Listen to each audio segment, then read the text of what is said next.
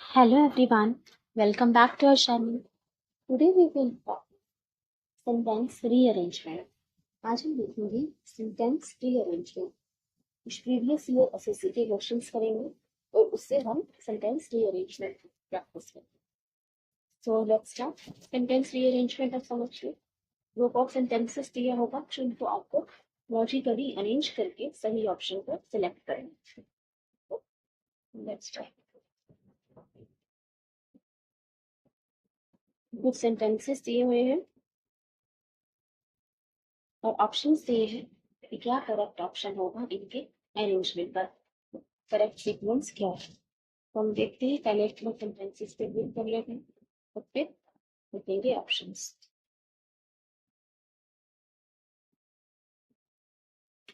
It regulates the operation of all body organs and protects the body and mind from becoming unbalanced as a result of negative circumstances and unhealthy lifestyles. Sentence A read low. B. It only requires frequent practice of the proper body motions and breathing techniques. C. The physical benefits of yoga can be enjoyed for a lifetime without risk or injury. D. It regulates the relationship between the body, the intellect, and the spirit. और आपको 4 options दिए हैं. क्या correct option होगा?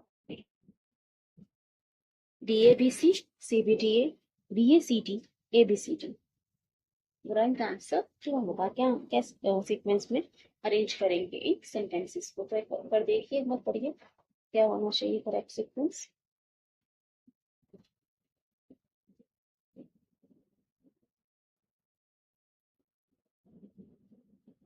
देखिए जी,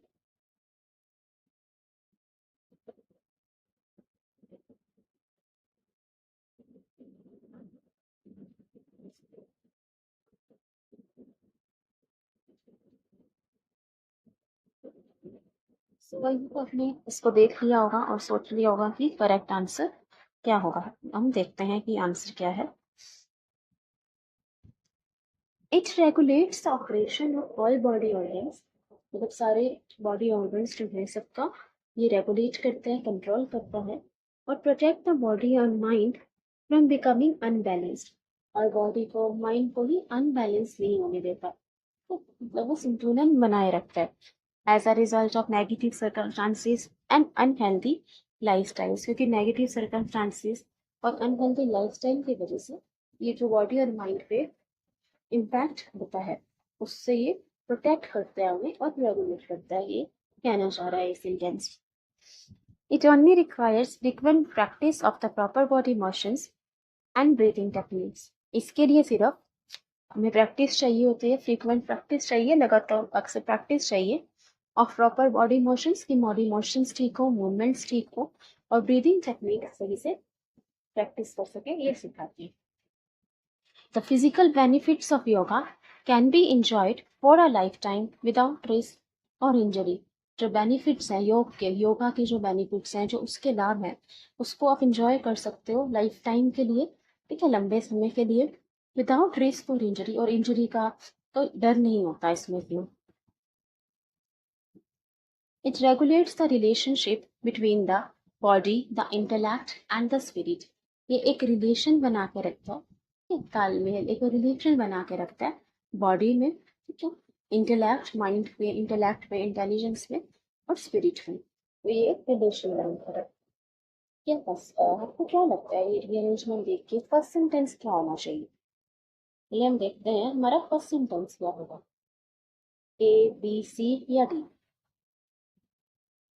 अगर आप देखो सेंटेंस ए में इट रेगुलेट्स, ये रेगुलेट करता है ना. तो इट मतलब क्या हुआ, ये है रेगुलेट करता है. तो मतलब किसी चीज के बारे में बात की गई है पहले, तभी हम कह रहे हैं कि इट रेगुलेट्स, ये रेगुलेट करता है. पहले प्रोनाउन है it, मतलब उससे पहले कोई नाउन का यूज किया है, किसी चीज के बारे में बताया गया है, तब कह रहे हैं ना कि इट ये भी करता है. फिर अगर आप सेंटेंस बी देखो, it only requires frequent practice. इसके लिए सिर्फ प्रैक्टिस चाहिए. किसके लिए सिर्फ प्रैक्टिस चाहिए? इट, यहाँ पे भी इट प्रोनाउन का यूज किया कि इसके लिए सिर्फ प्रैक्टिस चाहिए। तो किसके लिए प्रैक्टिस चाहिए, मतलब कुछ हमें सब्जेक्ट चाहिए इसके लिए। तो हमारा ए और बी फर्स्ट सेंटेंस नहीं हो सकते। तो क्योंकि यहाँ पे हमने बोला कि इट रेगुलेट्स प्रोनाउन का यूज किया है, ये रेगुलेट करता है, इसके लिए चाहिए, मतलब कुछ चीज पहले हमने इंट्रोड्यूस की है, तभी हम उसके बारे में आगे बताएंगे। ठीक है, तो ए और बी फर्स्ट सेंटेंस नहीं होगा क्योंकि इंट्रोडक्शन नहीं दे रहे कि किसी चीज की आगे बात कर रहे हैं। सी हो सकता है the physical benefits of yoga can be enjoyed for a life time without risk और इंजरी। तो एक सब्जेक्ट की बात कर रहा है कि योगा के बेनिफिट्स की बात की जा रही है, तो सी हो सकता है। D, it regulates the relation between the body, the intellect and the spirit. ये रिलेशन रेगुलेट करता है, रिलेशनशिप रेगुलेट करता है बॉडी, इंटेलेक्ट और स्पिरिट के बीच में। ये है इट क्या रेगुलेट करता है। तो ये भी इंट्रोडक्टरी सेंटेंस नहीं हो सकता है कि आगे की बात की जा रही है। तो जब A B A B D हमारा इंट्रोडक्टरी सेंटेंस फर्स्ट सेंटेंस नहीं हो सकते, ना ए हो सकता है, ना बी हो सकता है, ना ही डी हो सकता है। तो हमारा फर्स्ट सेंटेंस ए नहीं हो सकता, तो ए वाला ऑप्शन काट दिया। डी नहीं हो सकता, डी वाला काट दिया। बी भी नहीं हो सकता, बी वाला भी काट दिया। एक ही ऑप्शन बचता है, सी बी डी। यही आंसर हो। ठीक है, तो ये तो इजी, सी बी डी है आंसर होगा, क्योंकि ना ही हमारा ए बी या डी फर्स्ट सेंटेंस हो सकते हैं। तो ऑब्वियसली है ये तीनों ऑप्शन जो है वो कट जाएंगे, तो सी बी डी है हमारा राइट आंसर होगा। एक बार राइट सीक्वेंस देख लें। The physical benefits of yoga can be enjoyed for a life time without risk और इंजरी। बेनिफिट जो है योग के बेनिफिट, योग के लाभ का आप फायदा उठा सकते हो, उसको इंजॉय कर सकते हो। It only requires frequent practice of the proper body motions and breathing techniques। तो योग में सिर्फ हमारे बॉडी मोशंस ठीक हो, मूवमेंट ठीक हो और ब्रीदिंग टेक्निक सही होनी चाहिए। फिर है D, it regulates the relation between body, intellect and spirit. Body में, माइंड में, स्पिरिट में रिलेशन बना के रखता है। And A, it regulates the operation of all body organs and protects the body and mind from becoming unbalanced as a result of negative circumstances and unhealthy lifestyles। ये तो सारे body organs हैं, उनको ये उनका ऑपरेशन को control करता है और अनबैलेंस नहीं होने देता नेगेटिव सर्कमस्टांस या अनहेल्दी लाइफस्टाइल की वजह से। अगर हम योगा की प्रैक्टिस करते हो तो एक बैलेंस बना के रखता है। तो आंसर है हमारा सी बी डी। नेक्स्ट देखते हैं, एक और सेंटेंस रीअरेंजमेंट की प्रैक्टिस कर लेते हैं। यहाँ ऑप्शंस यही लिखे, तो एक बार आप इसको 12 के बनाइए, क्या आंसर होगा इसका। आप ट्राई कीजिए, फिर मैं एक्सप्लेन करती हूँ।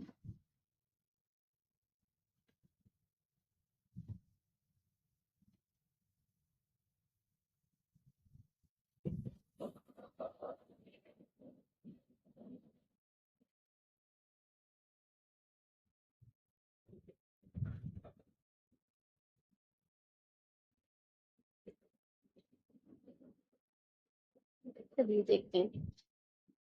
ये सेंटेंस है, the door of a flat was अजर।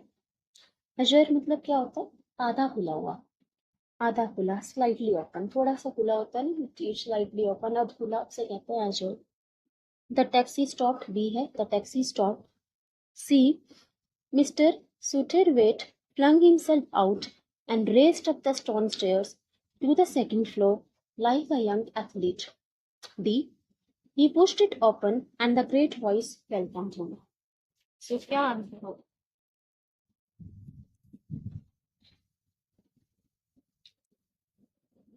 अच्छा मुझे एक बात बताओ, क्या डी फर्स्ट सेंटेंस हो सकता है, he pushed it open and the great voice welcomed it।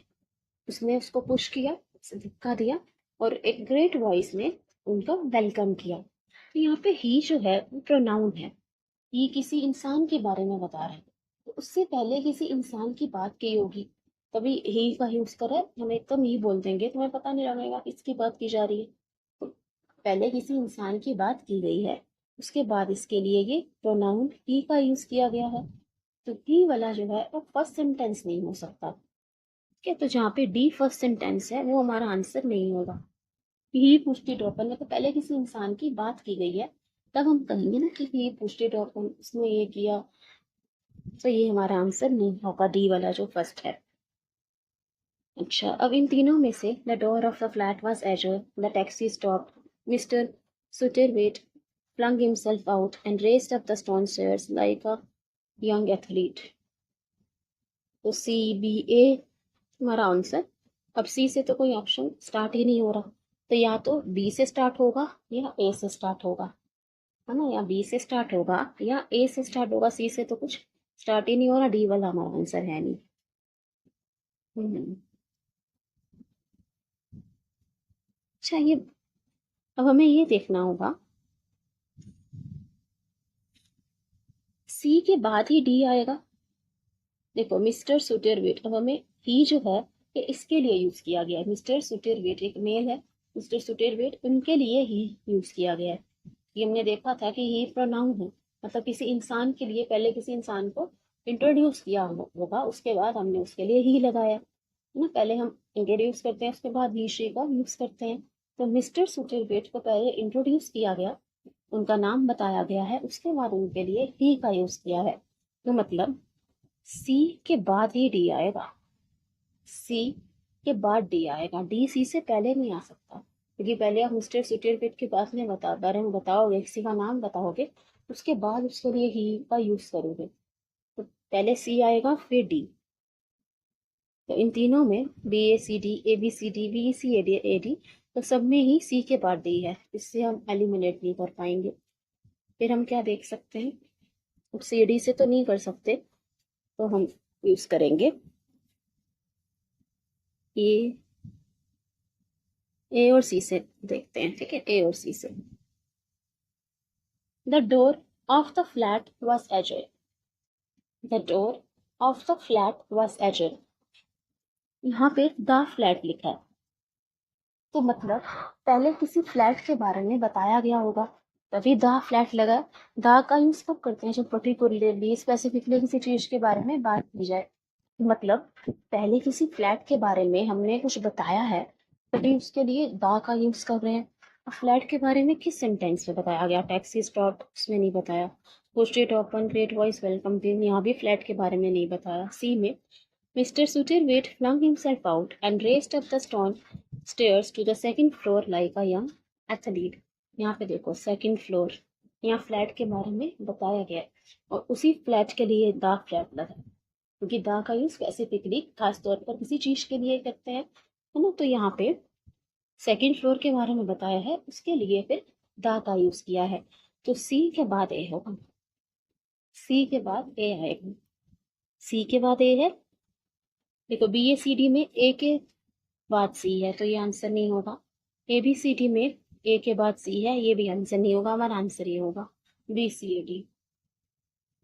देखिए इसको समझते हैं दोबारा से, B C A D answer होगा, क्यों, क्योंकि पहले यहाँ पे फ्लैट के बारे में बताया है सी में, सेकंड फ्लोर, और फिर द फ्लैट लिखा है, तो सी के बाद ही ए आएगा, और यहाँ ए के बाद सी है, नहीं होगा, ए के बाद सी है, नहीं होगा, ये पहले ही हट गया था, तो हमारा आंसर हो जाएगा B C A D.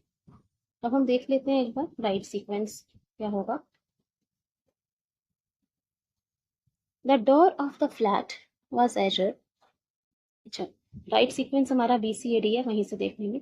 The taxi stop, taxi रुकी, mister Satterthwaite flung himself out and raced up the stone stairs to the second floor like a young athlete. flung himself out मतलब forcefully वो बाहर निकले, वो तेजी से forcefully वो बाहर निकले टैक्सी से, और सेकंड फ्लोर की तरफ चले गए एक यंग एथलीट की तरह, ठीक है।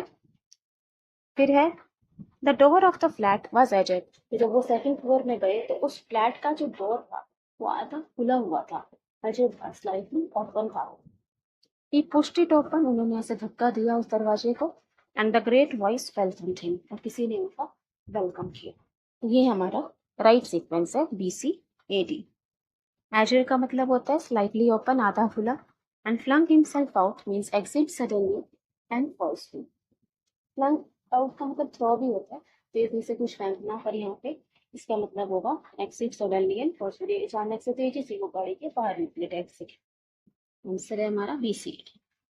नेक्स्ट देखते हैं लास्ट। ठीक है, आज हम 3 ही करेंगे सेंटेंस रीअरेंजमेंट, फिर अगर आपको अच्छा लगा तो हम ज़्यादा करेंगे। आपको यहाँ पे भी ऑप्शन से है अरेंज करना, पेपर पढ़ लीजिए फिर मैं बताती हूँ।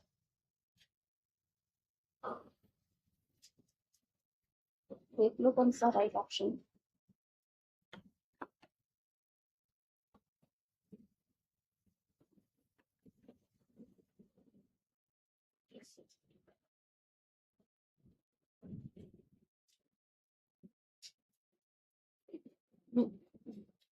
चलो देखिए क्या आंसर होगा, ACBT, CBAT, CABT या CTAB। एक बार देख लेते हैं। A, at the same time giving happiness to the poor. B, by providing them with foods, clothes, money or grain. C, festivals in India are celebrated to share happiness. By D, by being in the presence of family members and। ठीक है, तो option देखिए, ACBD, CBAD, CABD, CDAB। तो हमारा option answer या तो ए से शुरू होगा या सी से। बाकी ऑप्शन ही नहीं है, तो ए से या सी से शुरू होगा। तो देख लेते हैं, सी से हो सकता है। Festivals in India are celebrated to share happiness. त्योहार मनाए जाते हैं इंडिया में हैप्पीनेस, खुशियां बांटने के लिए। हाँ हो सकता है, सी तो हो सकता है। ए हो सकता है, at the same time giving happiness to the poor. At the same time, उसी समय पर पुअर को, द पुअर मतलब पुअर पीपल, गरीबों को खुशियां देना। At the same time giving happiness to the poor. अब यहाँ लिखा है एट द सेम टाइम, मतलब उस टाइम पे कुछ और भी हो रहा होगा, तभी हमने लिखा है एट द सेम टाइम। मतलब पहले उस समय पे कुछ और हो रहा होगा, फिर हम कह रहे हैं कि एट द सेम टाइम ये भी हो रहा था, उस समय ये भी हो रहा था। तो एट द सेम टाइम वाला फर्स्ट सेंटेंस नहीं होगा कि पहले कुछ और हो रहा होगा फिर हम कहेंगे ना कि उसी समय पे ये भी हो रहा था। तो ये आंसर फर्स्ट नहीं हो सकता। तो ये जो है ACBD वाला ऑप्शन कट जाएगा। ए से हमारा आंसर स्टार्ट नहीं होगा, सी से ही होगा। तो क्या आंसर होगा, CBAD, CABD, CDAB।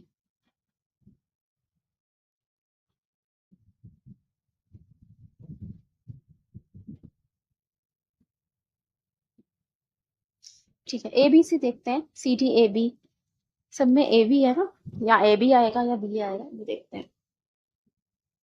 At the same time, giving happiness to the poor by providing them with food, clothes, money और grain। अब यहाँ लिखा है providing them, by providing them with food, clothes, money और grain। उनको food देना चाहिए, वो खाने का कुछ सामान, क्लॉथ्स देने चाहिए, मनी पैसा और कुछ अनाज देना चाहिए। तो ये इसमें बोला गया है by providing them। अब यहाँ पे them देखो प्रोनाउन है, them प्रोनाउन है, मतलब किसी नाउन के लिए, किसी सब्जेक्ट के लिए इसका यूज किया गया। तो इसका यूज किस लिए कर सकते हैं, at the same time giving happiness to the poor, या पुअर के लिए इसका यूज किया है। देखो फूड, क्लॉथ, मनी, ग्रेन किसको दिया जाएगा, जिसको उसकी जरूरत हो, मनी, ग्रेन, पुअर को। तो यहाँ पे बी के बाद ही, ए के बाद ही बी आएगा, ए के बाद ही बी आएगा, क्योंकि पुअर की बात की है और फिर हमने देम लिखा है, देम पुअर के लिए आया है, तो ए के बाद बी आएगा। यहाँ बी के बाद ए है, CBAD, ये आंसर नहीं होगा। तो या तो CABD होगा या CDAB, CABD या CDAB क्या आंसर होगा। Festivals in India are celebrated to share happiness. Answer हो जाएगा by being in the presence of family members. अगर हम देखो CABD करते हैं, festivals in India are celebrated to share happiness, at the same time giving happiness to the poor